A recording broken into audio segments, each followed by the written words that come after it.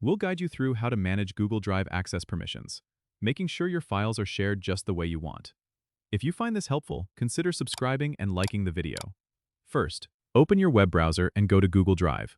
Log into your account if you haven't already. Once you're in, find the file or folder you want to manage. Right-click on it and select the Share option from the menu that appears. This will open a sharing settings window.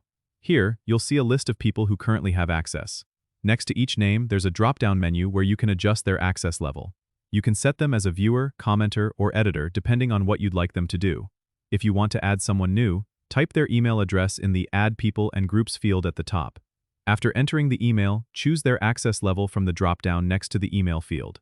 If you click on the gear icon in the top right of the sharing settings window, you can also control whether people with access can change permissions or share the file with others.